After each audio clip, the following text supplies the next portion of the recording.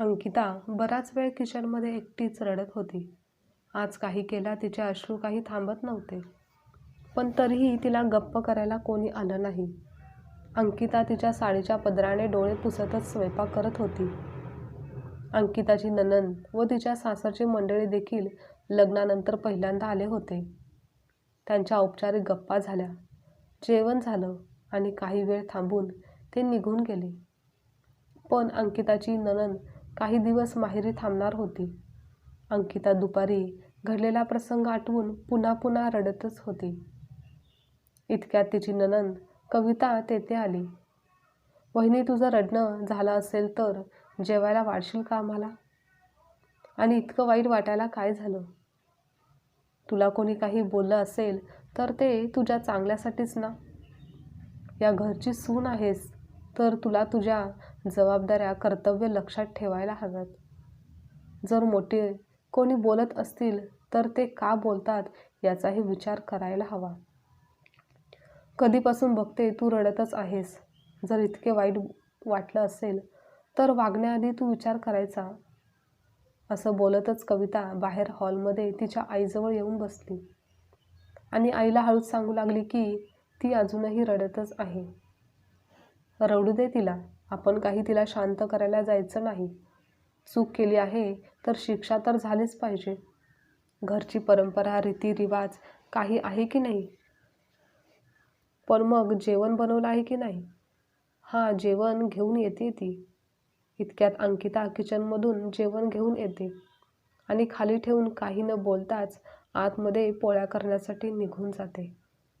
कोमल बोलते, बघतेस नाही तुझ्या सुनेचं वागणं.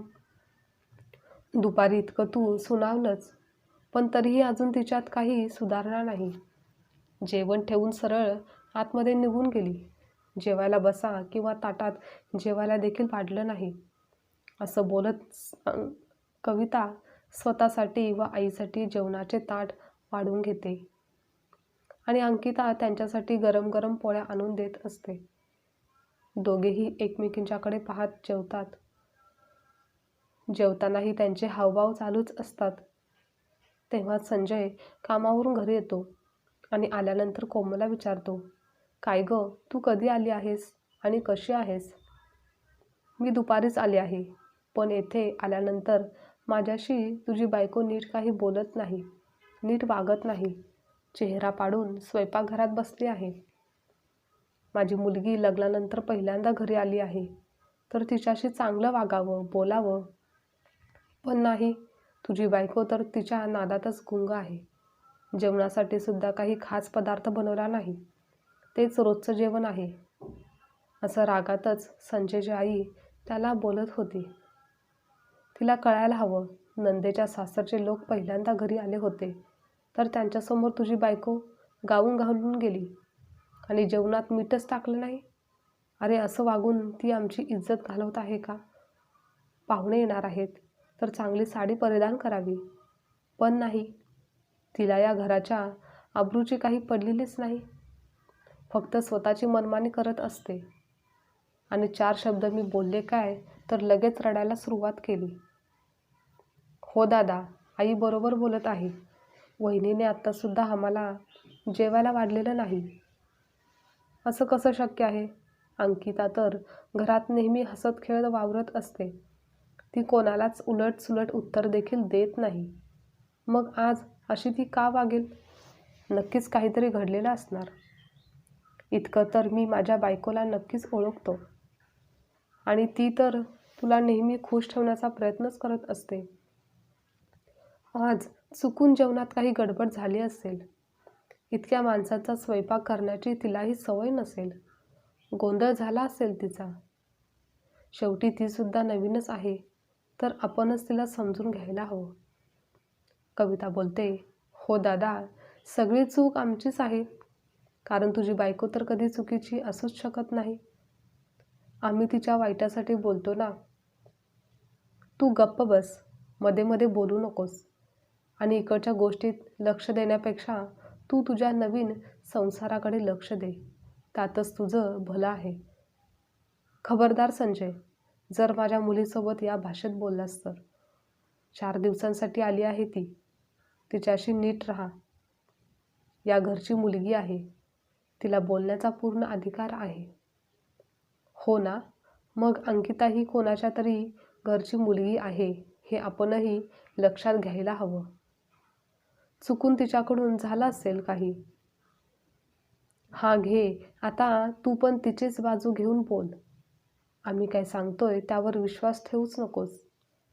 तेव्हा संजयचे वडील म्हणतात, अगं, जसं तुझ्या मुलीचे 2च महिन्यापूर्वी लग्न झालं आहे, तसेच तुझ्या मुलाचेही 6 महिन्यापूर्वीच लग्न झालं आहे, हे विसरू नकोस.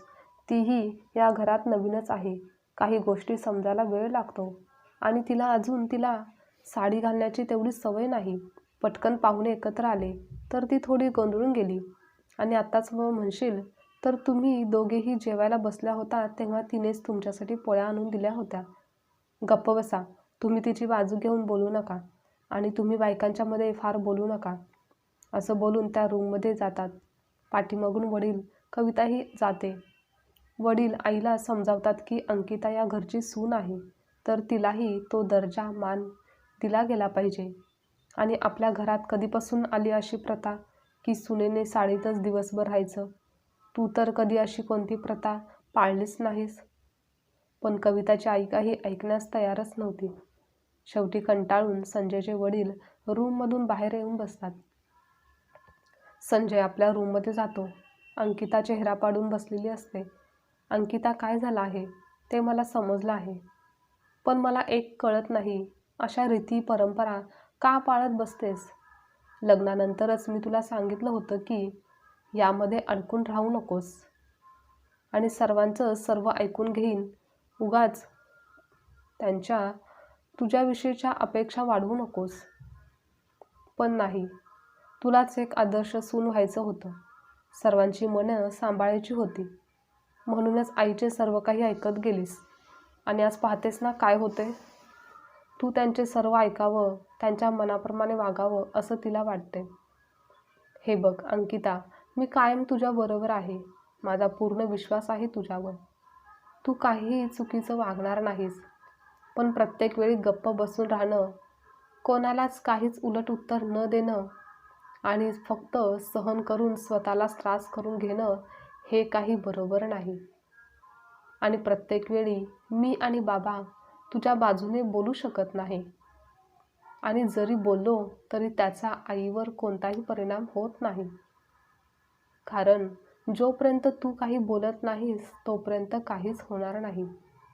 जर कोणी तुझ्या बाबतीत काही चुकीचं वागत असेल, काही बोलत असेल, तर तू त्या व्यक्तीला स्वतःच उत्तर द्यायला हवं. तरच गोष्टी बदलताना दिसतील. नाहीतर असा स्वतःला त्रास करून घेऊन काय साध्य होणार आहे, तूच सांग. संजयचे बोलणे अंकितालाही पटतं. ती मनात ठरवते की आता सहन करायचं नाही. आपण काही चुकीचं वागायचं नाही, पण आपल्या बाबतीतही चुकीचं काही सहन करायचं नाही. जोपर्यंत व्यक्ती स्वतःसाठी बोलत नाही तोपर्यंत त्याला गृहीतच धरलं जातं.